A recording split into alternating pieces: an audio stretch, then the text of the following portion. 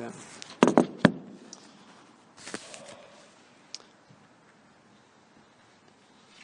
Let's look at the first source. First source, actually taken from Bamidbar. V'yetzu Moshe ve'Elazar haKohen v'chol nesi'ei ha'eda likrasam el michutz lamachaneh. So Moshe goes out to Elazar, who's the priest, and he went to meet him outside the camp. Vayikzof Moshe al pikudei hechayil. What's Vayikzof?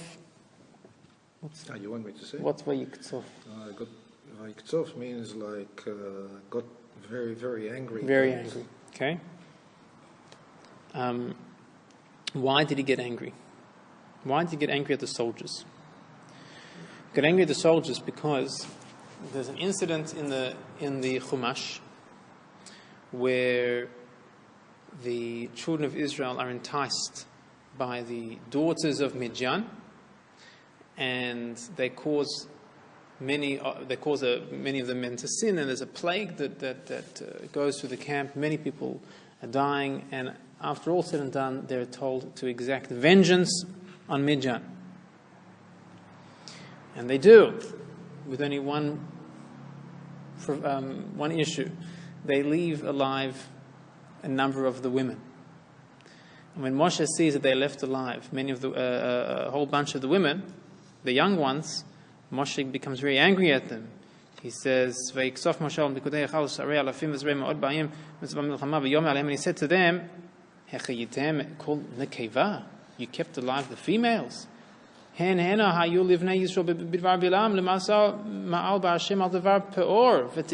carries on. They're the ones that tripped you up. It's because of them that the whole issue happened. And now you leave them alive. Was Moshe right in getting angry? I think so. Yeah. He seems, there was an explicit command to wreak vengeance, and they failed. And Moshe gets upset at them. However, there's a consequence. The next source is that we see the consequence very subtly in the actual verses, but the commentators pick up, and if you have a look in the verse, it says, "Vayomer Elazar HaKohen, El Anshei Hatzava Habaim LeMilchama." And Elazar, the priest, he said to the men of like these soldiers, the ones who went out to war, they came back from the war, Zois Chukas HaTorah Shetzivah Hashem es Moshe. I'm about to tell you a certain law that Moshe taught us, that Hashem commanded us through Moshe, or that Hashem commanded Moshe. And then he goes on and explains how to kasher up a utensil that comes from non-Jews. Okay, they had just conquered Midian. They came back with a lot of spoils, pots and pans. You can't just use any pots and pans that you like. How do you know that? From here. From here we learn about how to kasher up vessels, utensils. Okay, for kashrut, for Pesach, for everything, we learn it straight from here. If it's too cold, we should close that door. So just keep that in mind. Okay. I think. If I turn blue, then Now, the commentators pick up on something very interesting, which you may have overlooked. Elazar had to teach us this law? Why did Elazar, the high priest, have to teach us the law? Surely it should have been who? Moses. Why does it say, Elazar said, this is the law that Hashem commanded Moses? Just let Moses tell us. Look at Rashi. Rashi is source 2b. It's interesting, so Aleph there and okay. 2b. It says, Lefi sheba Moshe lechlal ka'as, because Moshe entered into the arena, let's say, of anger, ba lechlal ta'ut. He came to become mistaken. That he forgot, it was concealed, it was hidden from him the laws of making vessels kosher that come from non-Jews. And we also see, says Rashi, from last week's parasha in Shmini. Remember we were at Shmini? If you remember when Nadav and Avihu died, the two sons of Aaron died, and then Moshe commands the remaining children regarding a certain sacrifice. And he tells them, you need to eat it. They don't eat it. Moshe comes back and says, what's going on? Vayiksof Moshe, you should have eaten it. What's going on? I told you to eat it. What have you been up to? And they said, Moshe, actually, we don't need to eat it for X, Y, and Z reason. And Moshe says, you're right. And then he goes around the whole camp saying, I was wrong. I made a mistake. But says Rashi here as well, you see that because he came into the arena of anger, he came to make mistakes. Now, there are a lot of places you could take this. You could start talking about anger, but we're not talking about anger here. Okay? I just want to show you one line about Moshe that we all know on source number 3.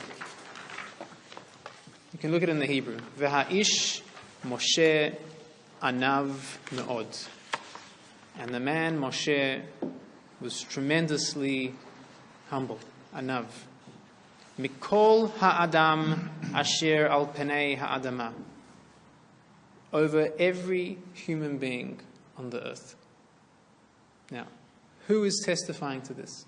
Who is telling us this? Hashem.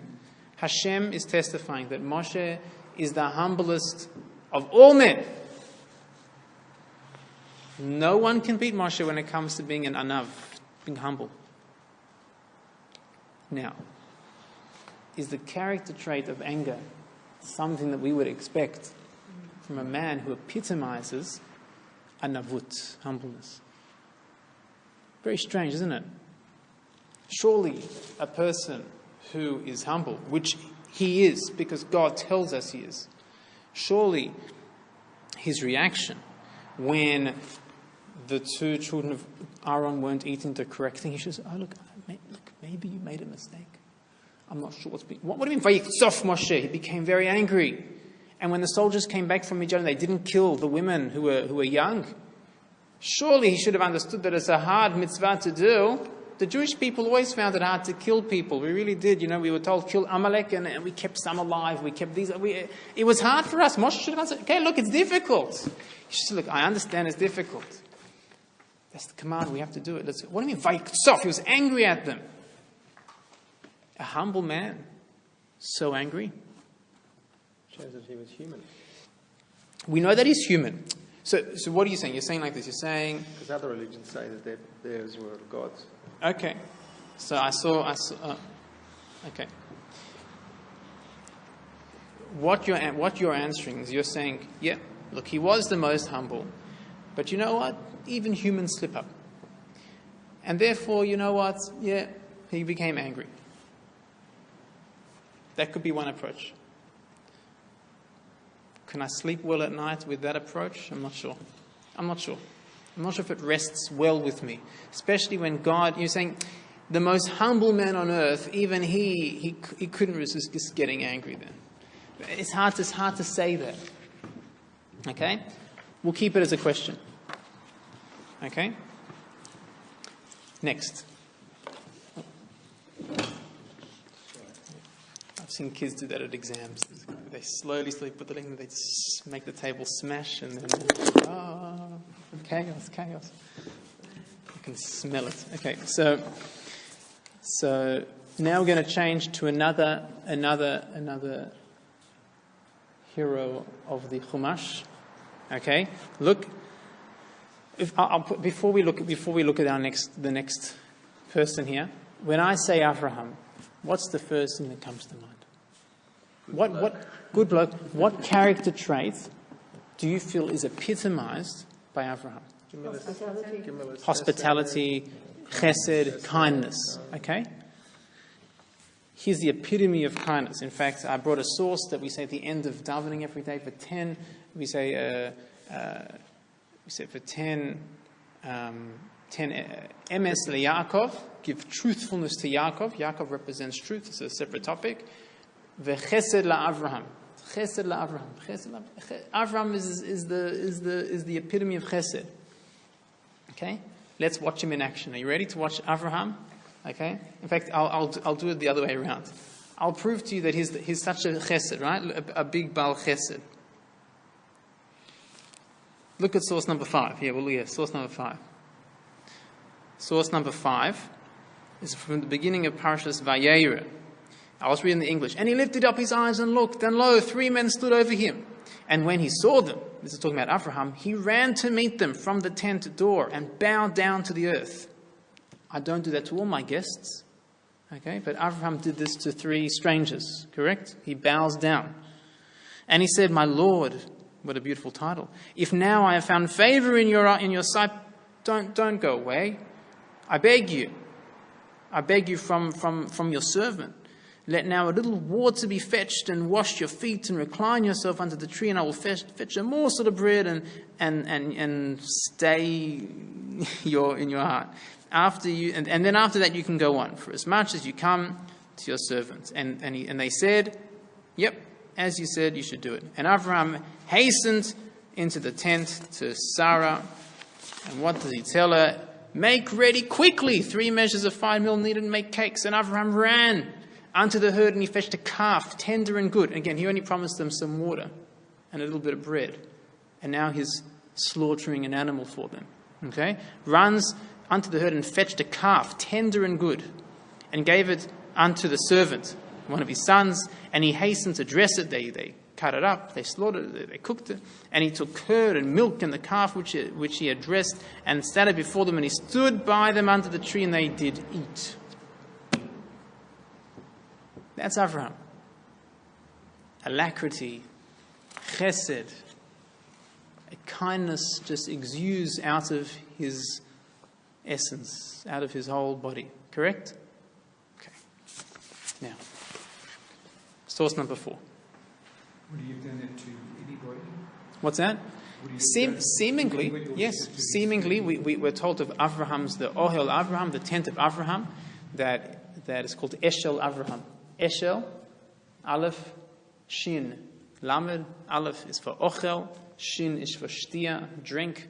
Lamed is for Lina, night. He had a lodge. He would entertain people, bring people in. His tent was open on 4 sides. We mimic that. One of the explanations of the chuppah that's open on all 4 sides, like the tent of Avraham. That seemingly this is how he brought people in.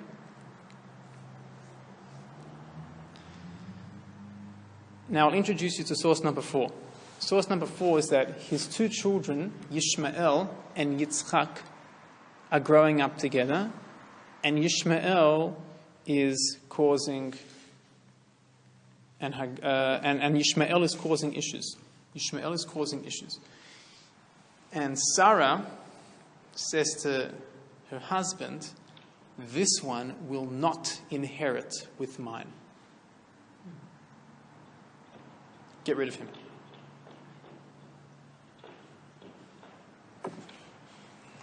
Okay? And Avraham is a little bit distraught. Okay? In fact, I'll read it now from here. This is where it picks up. Vatomela Avraham, and she said, meaning Sarah said to Avraham, Garesh ha'ama hazot ve'et bena. Drive out this maidservant. You see, she doesn't call her Hagar. This maidservant. Remember who she is. She's a maidservant. Ve'et bena, and the son. Kilo yirash ben ha'ama hazot im beni im Yitzchak. Because this one will not inherit with my son, with Yitzchak. Avraham was like, oy, oy, oy, what's going on in the mishpacha? Right? He's very afraid. Alodot beno. He's very scared about his son. So he turns to Hashem, like, between a rock and a hard place. He's got his wife, he's got the children, like, what's he going to do? Vayome Elohim el Avraham.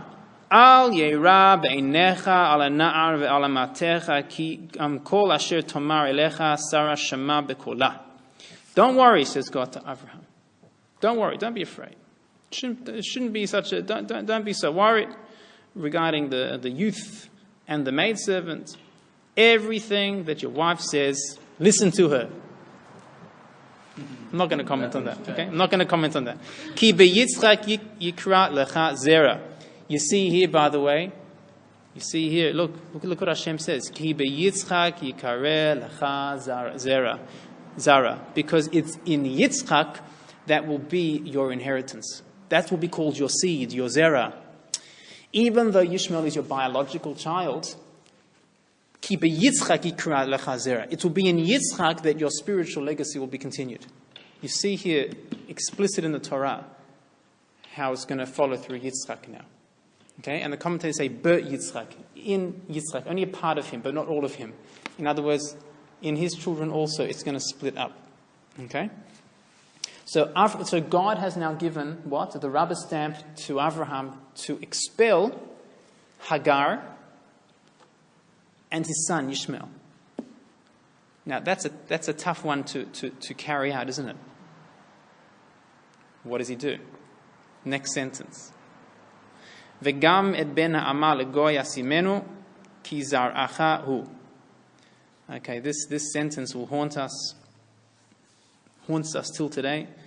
Says Hashem, but don't worry, the maidservant, okay, the ben ha'ama, don't worry that the son of the maidservant I will make into a nation because he is your seed. Okay, that's Ishmael. Okay, here's the divine promise.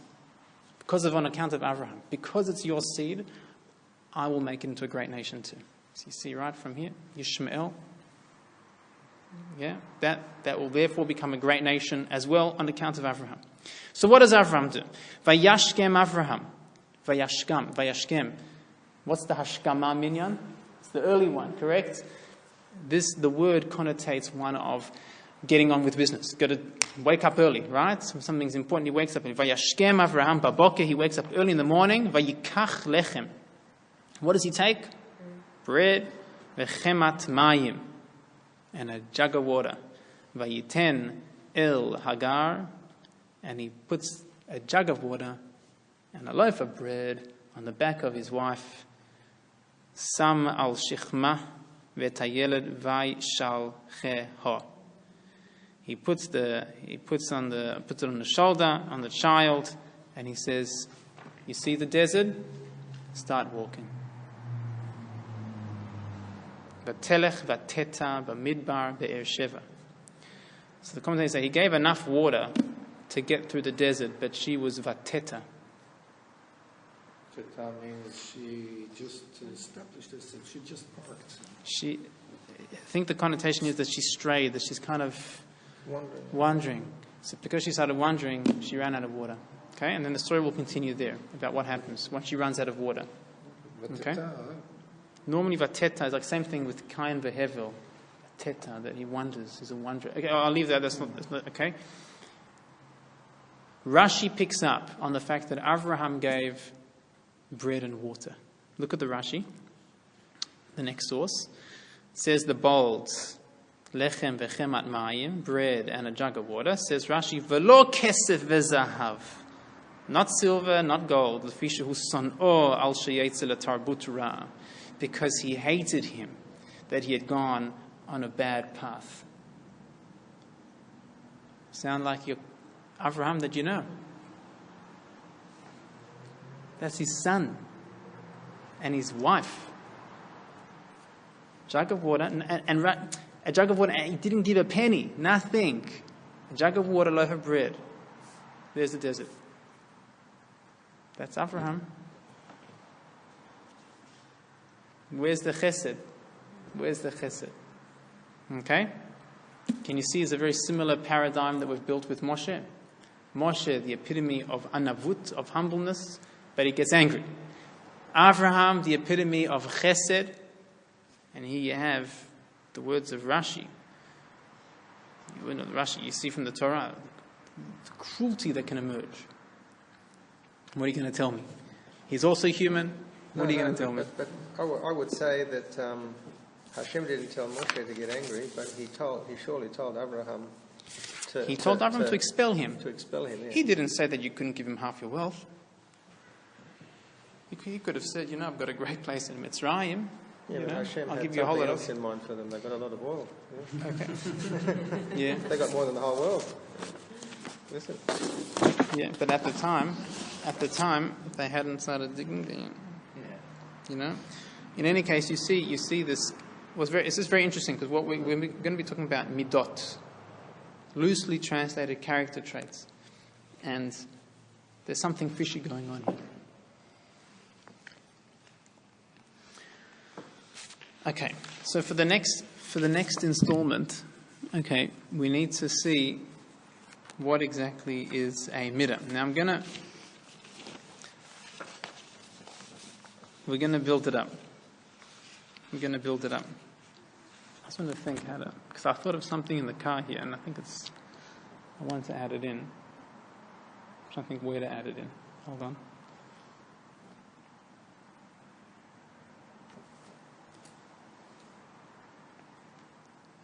Yeah. So like this, if I were to ask you,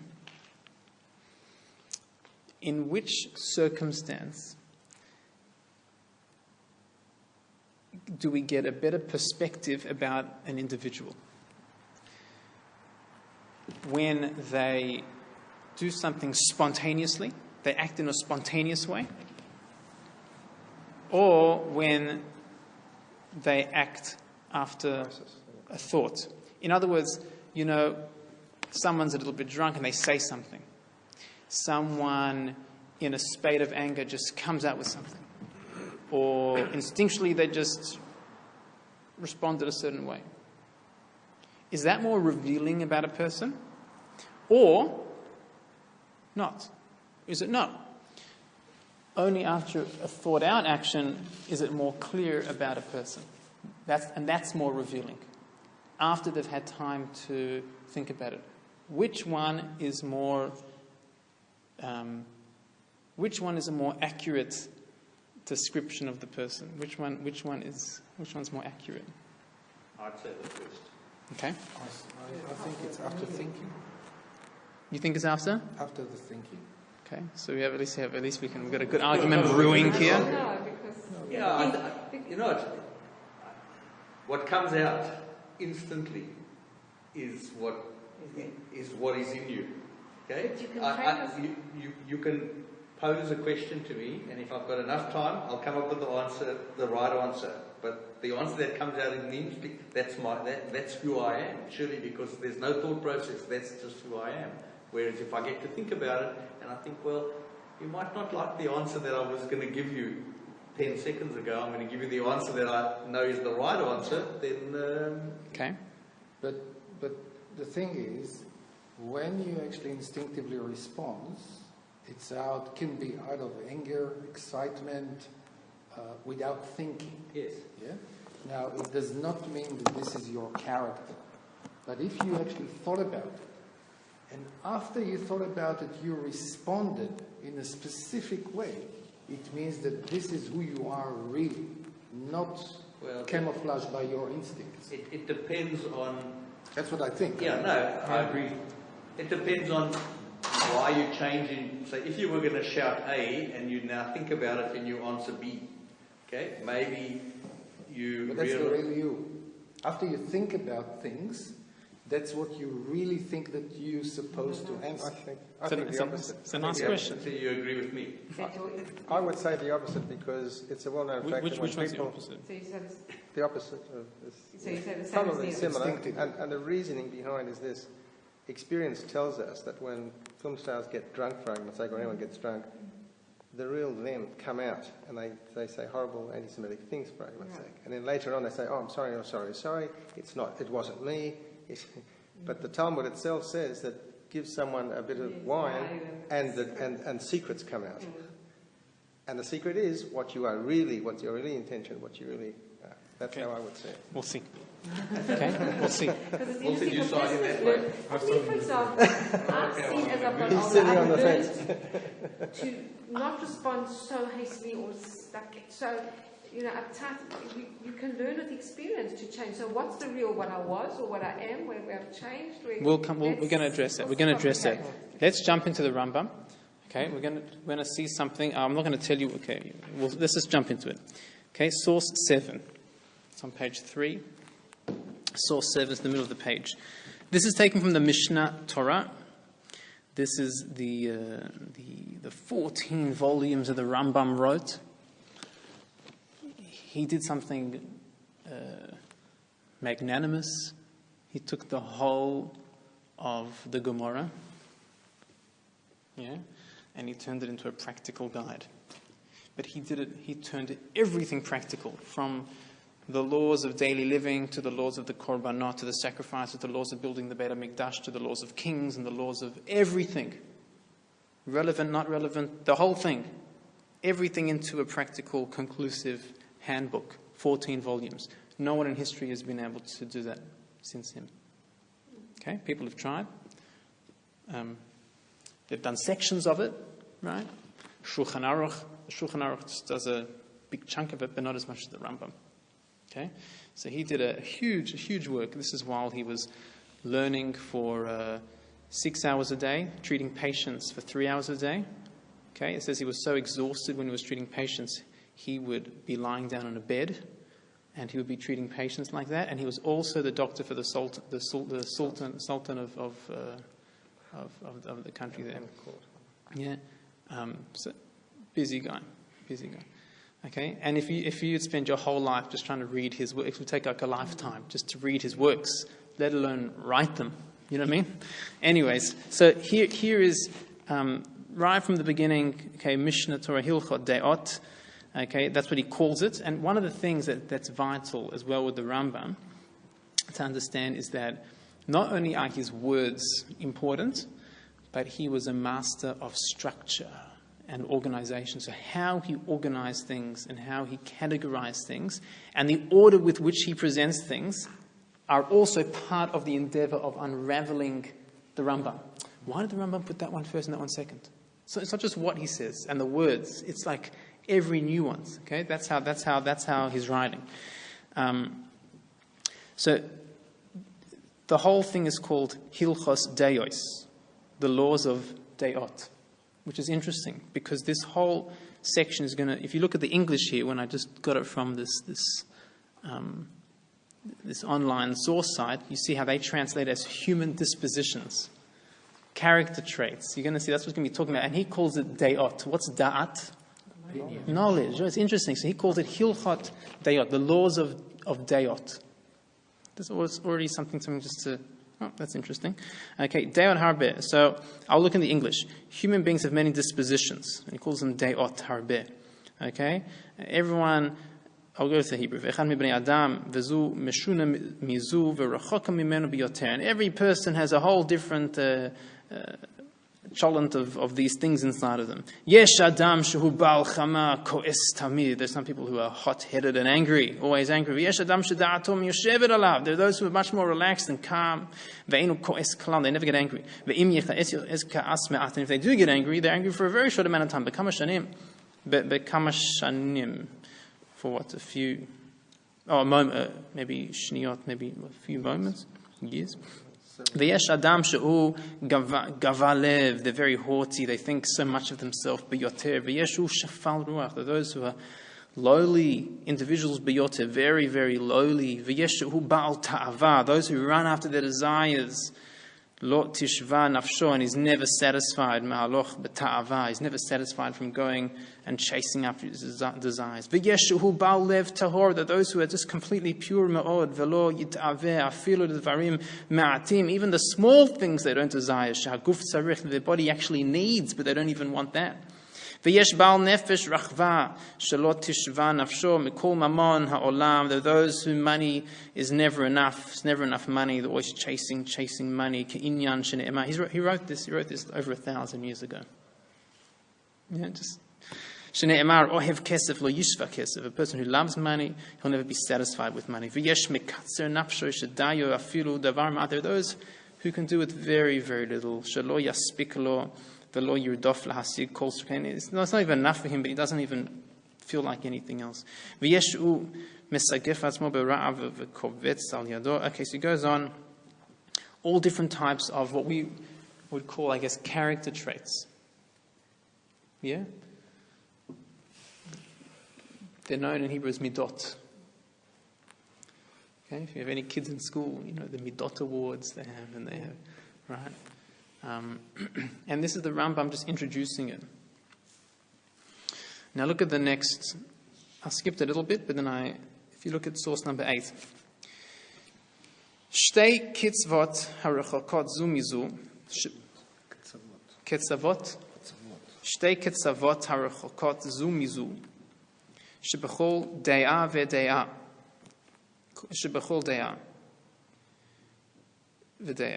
that there are two extremities. Okay, there are different ways of, I guess, conceptualizing a midah. The Rambam's going to give us one.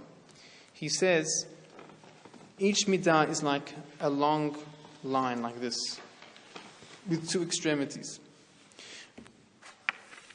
Okay, Eilan derech tova ve'ein derech ra'ui. It's not a derech tova. It's not a good path. Ve'ein ra'ui, and it's not fitting. Lo la'adam lalechet bahem ve'lo la'lamdam la'atzmo. It's not good to go to conduct oneself in these extremities. Ve'im matzah tiv'o noteh. If you find, over the page, if you find that a person is leaning towards one of them, or mukhan, I didn't know how to translate this one, because it's my translation on the other side, just for this part over here, or mukhan le'achat mehen. If you're mukhan to something, it means that you're prepared for it. But I couldn't find the right English word. If you're, or mukhan, if you're ready, but I'm not sure what that means, if you're ready for one of them. Meaning, these two extremes, okay? Absolute just patience, and you have patience for everyone, and you know what I mean? And the other one's like absolute chaos and anger. So it says the Rambam, if you were leaning on one of those sides, it's not good. If you were ready, mukhan, if you were prepared for one of those sides, not good. If you had learned to conduct yourself in one of those ways, not good. What should you do? Yachzir atzmo lemutav. You have to return yourself to the good and proper path. And you have to go into the straight path, which is in the middle. You've heard of the Rambam's golden mean? The Shvil HaZahav? This is where it comes from. The Rambam's golden mean. The middle path. You've heard of the middle path? This is his philosophy. Yes. The Rambam's philosophy. With an M at the end. Maimonides, yeah. The Yiddish term moichel, it's very close to this meaning of the word moichel. Which one? Which word? Mukhan, moichel, the Yiddish meaning that you have to find your own way in this. Mukhan is like ready, that you're ready, you're prepared. If you're mukhan atzmo, so to be ready for something means you're on the verge of that thing, you've kind of got that in your... So, here's the big question. And when I was in yeshiva, and I remember learning with my rabbis, we were learning from different places. What's the Rambam telling us? What's it mean to be in the middle path? Don't be extreme either way. So like, if you're stuck in traffic, okay, and it's really annoying and frustrating, and you're in a rush, so according to this, I shouldn't get out and smash the guy's windscreen with a baseball bat that I keep on the ready, okay? Nor should I just say, you know what, these things happen, turn the radio on, put the aircon on, and just relax. I shouldn't do that because it's the extremes.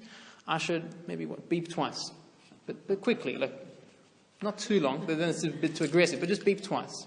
Is that the baseball bat. Is that the Shvil HaZahav? Is that the golden mean? It's in certain situations to assess how to respond. And I think that's what they showed. In a response, in a situation where anger was needed, he showed anger. It's not in one situation to be in the, like, not react. Right. So often, you have to deal with the situation that you're confronted with. Right. And how you will do that, in anger, in passivity. Right. So what the Rambam's telling us, and here is really this is a big insight, because people often understand the Rambam is almost commanding us to be parav, sensitive, like in the middle, in that it's an ends unto itself. Yeah. In other words, if people look at the Rambam's, what he's saying, he's saying, that's the end goal. The truth is, it's not an end goal. He says it's a derech. It's a derech. This is the path. This is to be on the right path, you need to be here. Because if you're leaning on either side of the extremities, you won't be able to act appropriately. The only way that you can act appropriately is if you're in the middle. If I'm more inclined, I'll give you an example. If I give all the time, anyone who asks of my time, of my money, of my patience, I just give it to them. I've never really given. Because I don't know how to say no. Yeah? Mm-hmm. So therefore, according to the Rambam, what do I have to do? Again, think of the extremity. A person who's always giving and a person who is really stingy. And I find myself on this end of the spectrum. I'm just giving. Yeah. You need some time. Yeah. You need someone to help set up for your wedding function. Yeah, I'll be there. I'm just giving. I'm on this end of the spectrum. Says the Rambam, that's a horrible place to be. You need to bring yourself back to the middle. You need to stop giving. Say no. 100 times say no until you get back to the middle. Go to the opposite end of the spectrum until you can work your way back to the middle. Why? Because when you are in the middle, you can see both sides. You can now make a proper decision. You can say, I could say yes. I could say no. When I'm tilting to one side, I just have to say yes, right? I'm nohegba. I'm mukhan. I'm already ready for it. I'm prepared for it. I'm accustomed to it. Says the Rambam, no, yachzir asmola mutav. You have to fix yourself up, but go back to the middle. Stop giving. Stop being so giving. And then you'll be able to give. How do you know what's the middle? Oh, welcome to the world of working on your midot. Optikon midot. That's the work. Get yourself in the middle. How do you? Good question. Now we've got to start working. Am I on one side? Am I on the other side? How do I get myself in the middle? Wow, what a beautiful work that we can do. The Vilna Gaon in his book, Even Shlema, right at the beginning, he says, the whole purpose of creation is just for us to work on our midot. The Baal Shem Tov, I was also told today, also says the same idea, that the work of working on ourselves is a prime purpose of creation. Okay? For example, I remember when I was leaving Israel last time, it was when I was in yeshiva, and look, if you're ever in Jerusalem, there are a lot of people asking for money. A lot of people collecting. Okay? So I had trained myself, I don't want to say other people, but I had trained myself, no, not at the moment. No. So I'd on the spectrum, I become stingy. As I trained myself. I remember once a person said, can I have? And my brain wanted to give, and my hand was going for my pocket, and I said, no, I don't have at the moment. And as I said, no, I don't have at the moment, I was actually giving him money. I was actually giving him money as I said, sorry, I can't help you at the moment. So where were you? I was confused. I trained myself to be stingy. So for me, the only way out of that is to just be giving. I've got to have like a whole pocket full of like 1 shekel coins, and everyone just, take. And then hopefully I'll get back to the middle, wherever that is. I've got to be sensitive to that, correct? It's a whole work in and of itself. And then I can now see someone who comes to present himself to me and ask, and I can say knowingly, with my das, hilchot deot. It's about your das, about your knowledge, about making conscious decisions. That's what the Rambam calls this whole chapter. I can now make a real decision. Okay? And I'll tell you, there's a... I hope this still goes on if I'm not sure what happens. I'll say it outside. There's a Gemara. There's a Gemara which speaks about a person that you can tell about a person. You may have heard this before, but you probably haven't heard the Rashi that goes alongside of it. Okay? It says you can tell a lot about a person, and in the Hebrew it's very nice, by his kos, his ka'as, and his kiss. What's a kos? A glass. You can tell by the way he drinks. Talking about alcohol. Okay? Alcohol can be a good indicator about a person. Ka'as, anger. You can tell a lot about a person from his anger. Kiss means pocket. It's there talking about your wallet, how he spends his money, right? It's by a person's money. Okay? They can talk all day long, and then where do they spend their money? Okay? Without looking at the Rashi, it sounds a lot like what you were saying. Correct? He says you can tell a lot by a person how he drinks. So you think, oh, person drinks. Oh, now you see who the real person is. The anger, he gets angry and you see what comes out of his mouth. Oh, now I know who you really are. You look at the Rashi, and he says the most intriguing thing. He says by the anger, how do you tell about a person from their anger? How they hold themselves back from getting angry. Not how they talk when they're angry, how they hold themselves back. Which means you have to apply the same logic to the other two, meaning how you hold yourself back from the alcohol and how you can restrain yourself from spending. Meaning it's not, I think this is a more modern type of thing that is just the spontaneous, whatever you feel like, that's the real you. No. It's in the decision-making process that's who you are. What comes out when a person is angry or drunk is just the raw material. That's not you. You're not the raw material that you were created with. It's not your fault. It's not your fault. But what is up to me is how I choose to use it. So when the movie star comes out with that anti-Semitic diatribe, all you're seeing there is a snapshot of his raw material. But the fact that they can keep their mouth shut when they're sober is quite impressive. Yeah? If they say that when they're sober, okay, now you see, they can. Now they're choosing to say that. That's who they are. Okay, again, how they educated themselves, etc. That's a separate thing. This for the point of what we're trying to bring out here is that the decision that you make is you. You are your decision. Okay, as they would say, the mensch is in the bechira. The bechira means you're being bocher, you're choosing. The mensch is in the bechira. That's how it was said by my rabbis. The mensch is in the bechira. That's how you. That's the person is what he chooses. So what happens if you actually choose while you're drunk? Well, look, alcohol by definition, alcohol is a thing that removes the seichel from a person. It takes away your ability to make decisions. Okay. Yeah? So now let's have a look back at our heroes at the beginning, which, I left you with a bit of a sour taste. Avraham and Moshe. But they weren't drunk. They weren't drunk. So let's have a look. Ready? Yeah, Avraham. Let's have a look. Avraham, who is our epitome of chesed. So we think that chesed is just spewing out chesed wherever you go, correct? But we've learned otherwise now. We're wiser now.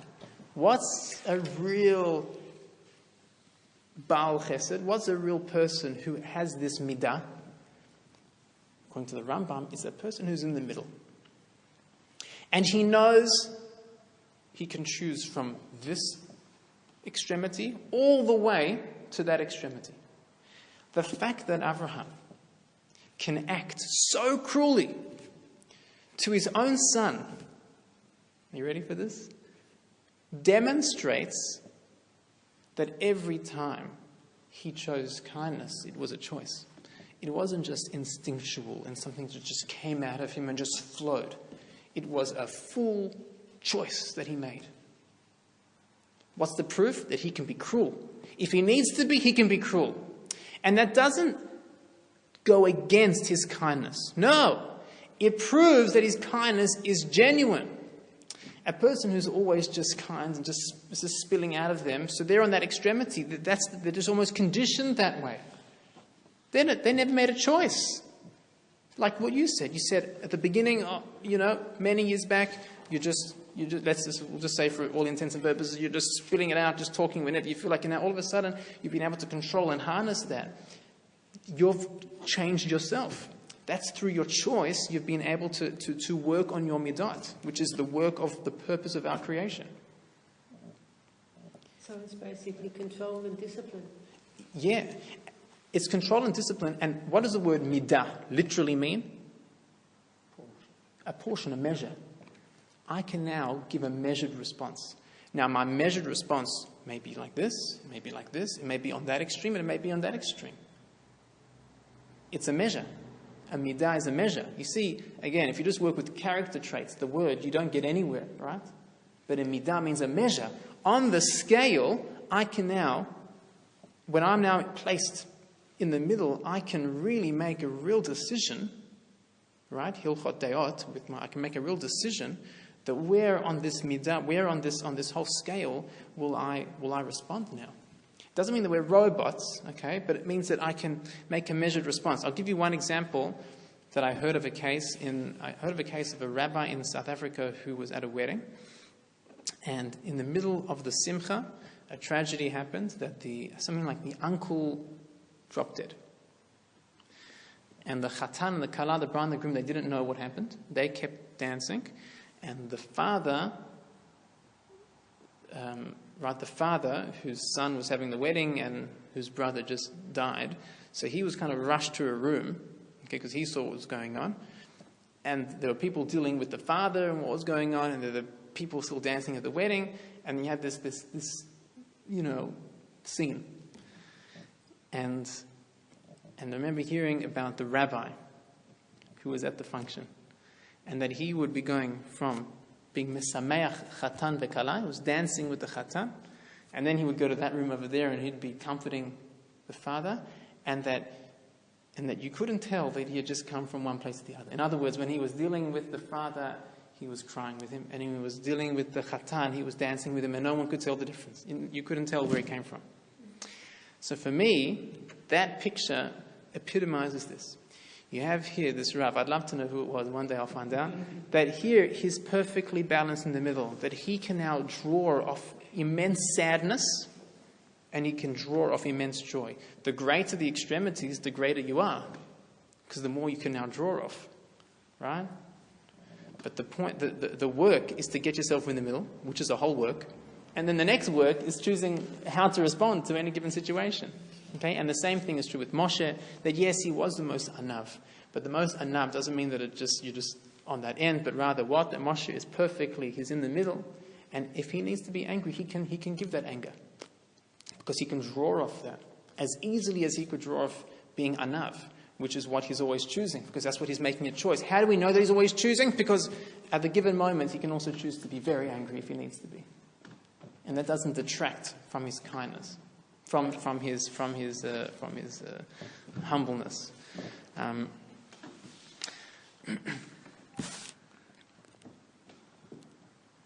Yep.